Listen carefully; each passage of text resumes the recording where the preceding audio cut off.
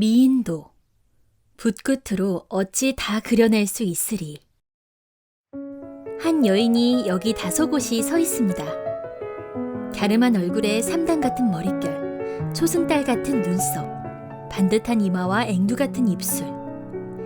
옛 어른들이 말하는 미인의 특징을 모두 갖추었습니다. 여인은 기장이 아주 짧고 소매통도 무척 좁은 저고리를 입었는데 깃과 고름, 곁바디는 진 자줏빛이고 소매 끝동만 옥색입니다. 은은한 연노랑 저고리와 3회장의 자줏빛이 대비를 이루고 촘촘하게 잔주름을 넣은 12폭의 치마가 풍성하네요. 이런 하우상박의 맵시가 머리에 쓴 커다란 트레머리와 절묘한 균형을 이루고 있습니다. 트레머리를 묶은 보라색 머리끈, 진 자주색 옷고름, 만호놀이개에 달린 푸른 술, 옆구리에서 늘어진 주홍 허리띠, 치마 위로 흘러내린 하얀 치마끈 등 다채로운 끈들이 보여주는 끈치레가 참 근사하죠? 사실 땅에 끌리는 긴 치마를 입고 서면 자연스레 버선발은 치마에 가려지기 마련인데요. 신윤복은 하얀 버선발 한쪽만 살짝 보여주며 여인의 옷 맵시를 완성해 주었죠.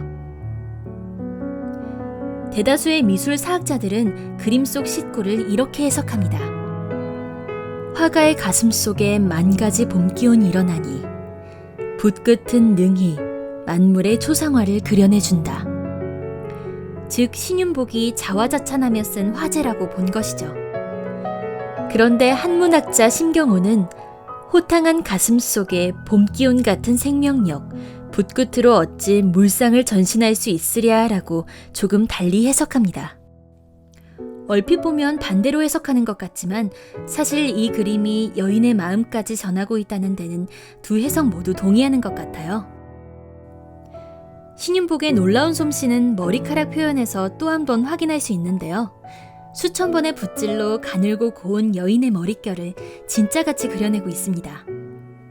이는 명주실처럼 가늘면서도 철사처럼 탄력 있는 세금선을 신윤복이 자유자재로 구사할 수 있었기에 가능했죠.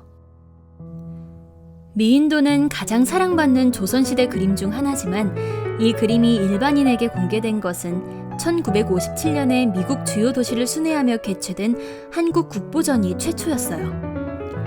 이후 1960년대 학계에서 한국의 미와 전통에 대한 성찰이 일어나면서 춘정 혹은 여속을 그린 그림에서 인물화의 걸작으로 재평가되기 시작했고 1978년에는 특별 우표로 제작되는 등 대중에게 널리 알려지기 시작했습니다.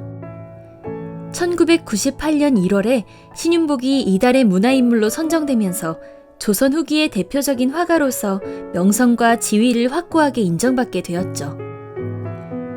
혜원 신윤복은 단원 김홍도, 우원 장승업과 함께 삼원으로 불리기도 하지만 언제 태어나고 죽었는지 정확히 모르고 생애나 화가로서의 이력도 거의 알려진 바가 없어요. 신윤복의 아버지 신한평에 관한 기록은 남아있는데 신한평은 대대로 화원을 지내던 고령 신씨 출신으로 영조와 정조의 어진을 그린 1급 초상화가였답니다. 위창 오세창이 삼국시대부터 근대에 이르는 서화가들에 관한 기록을 총정리한 근역 서화징에도 그가 신한평의 아들이자 화원이었으며 풍속화를 잘 그렸다고만 나와 있습니다. 현재 전해지는 신윤복의 작품은 50점이 조금 넘는데요.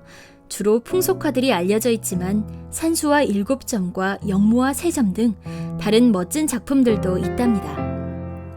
그렇긴 해도 혜원이 가장 즐겨 그렸던 대상은 여성, 그 중에서도 기생이었습니다. 그 당시 기생은 아름답고 화려했지만 신부는 천민이었기 때문에 신윤복의 미의식과 비판의식을 함께 드러낼 수 있는 적절한 대상이었기 때문이죠. 신윤복이 즐겨 그렸던 또 다른 주제는 선비들의 놀이였습니다.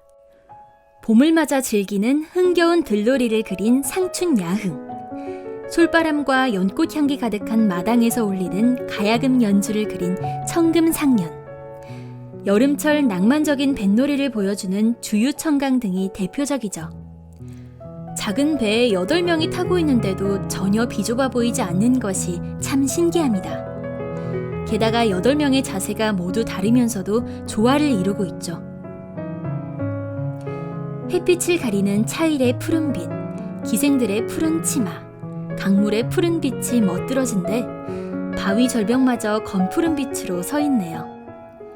배 한쪽은 나무로 가려놓았는데 이것은 사물을 전부 드러내지 않는다라는 옛 그림의 법칙을 따른 거랍니다. 여름날의 물놀이인데도 기생들은 틀의 머리를 하고 선비들은 의관을 정제하고 있는 모습에서 조선시대 상류 문화의 일면을 엿볼 수 있습니다. 바위 절벽에는 젖대솔이 늦바람으로 들 수 없고 흰 갈매기만 물결조차 날아든다라고 써놓았는데 마치 실제로 절벽에 써있는 것처럼 참으로 절묘합니다. 생황을 부는 기생과 젖대 부는 총각의 이중주, 물결이 출렁이는 소리, 갈매기 울음소리가 한데 어우러져 가슴속으로 시원한 강바람이 불어오는 것만 같습니다.